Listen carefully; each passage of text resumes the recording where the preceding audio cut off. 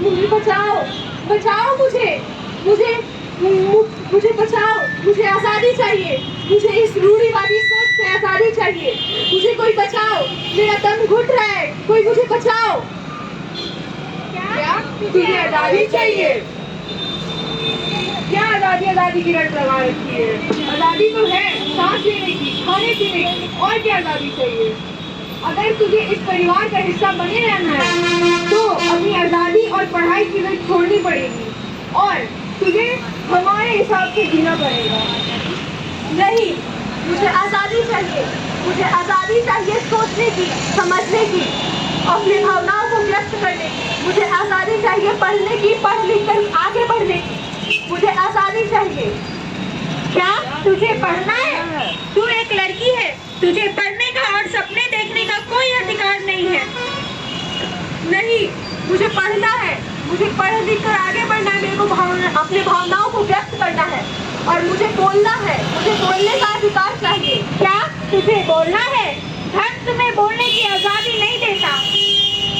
मुझे समान अधिकार चाहिए। मुझे अपने फैसले लेने का हक चाहिए। मुझे आज़ादी चाहिए कि मैं खुलकर अपने फैसले ले सकूं। ऐ औरत, अगर तुझे इस समाज का हिस्सा बन के रहना है तो तुझे सर झुकाकर और चुप रहना होगा। नहीं, ये कैसा समाज है जो एक स्त्री के पंख कतर कर और उसे उड़ने नहीं देना चाहता? ये कैसा न्याय है? ये ईश्वर का न्याय है। ये अबला नारी बनना है तो सीता श्री सावित्री, सती सावित्री और सीता जैसी बनकर मर्यादा में रहना सीख और पति की सेवा कर। पति की सेवा ही तुम्हारा धर्म है। धर्म? मेरा सवाल तुझसे यह है कि ये कैसा न्याय है और ये कैसा धर्म है? सीता की जान रखने वाले पहले हर पुरुष में राम तो हो। ये कैसा धर्म है जो एक स्त्री को या तो काली या दुर्गा के रूप में देवी और नार को दासी बना देता है? ये धर्म एक स्त्री को हार मान की मानवी क्यों नहीं समझता? क्यों नहीं समझता कि एक स्त्री की भी कुछ इच्छाएं हैं, कुछ आकांक्षाएं हैं?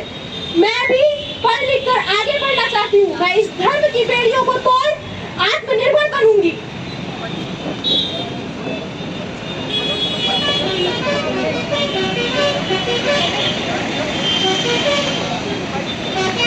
पढ़ लिख कर क्या करोगी? आखिर तो तुम्हें घर ही संभालना है। घर संभालो, बच्चों को देखो।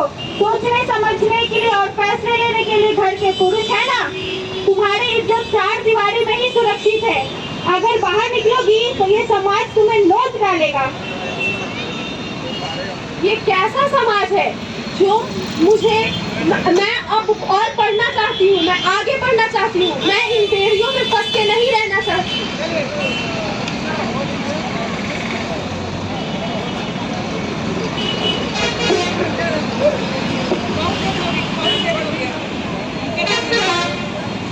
देख रहे हैं कि इस तरह से एक महिला कितनी बेड़ियों में जकड़ी हुई है। समाज, धर्म और परिवार सभी उसे बांधने के लिए आतुर है। इस स्थिति में भी यह महिला सबसे लक्ष्य रखकर अपने को आत्मनिर्भर बनाने के लिए घर से बाहर निकलती है और कुछ कमाना चाहती है, तो उसके साथ बाहर की दुनिया में क्या होता है ये भी आप देखें। यहाँ वो औरत एक मान लीजिए किसी कंपनी में गई है, वहाँ पर उसके द्वारा मालिक के द्वारा किस तरह से व्यवहार हो रहा है ये आप देखें। है जल्दी काम कर।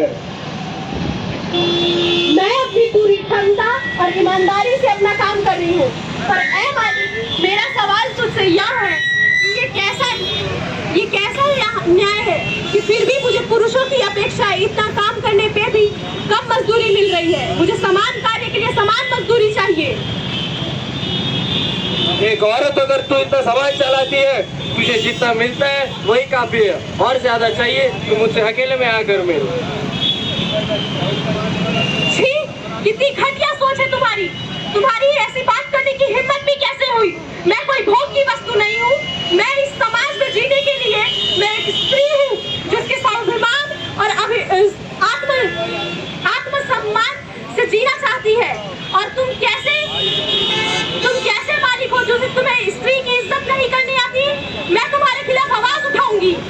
तुझे जो करना है तू कर, तू मेरा कुछ नहीं बिगाड़ सकती है।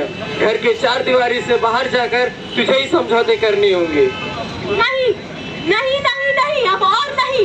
ना ही मुझे किसी घर की शोपीस की गुड़िया बननी है और ना ही इस समाज की तकियानुसी सोच का शिकारी,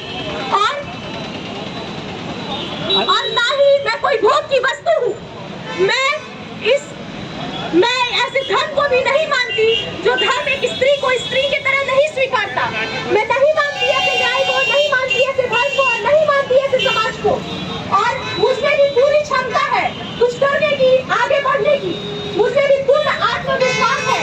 मैं भी सोच सकती हूँ, समझ सकती हूँ। मुझे भरपूर क्षमता है। इसी बात को साबित करने के लिए आइए आज हम सभी इस आजाद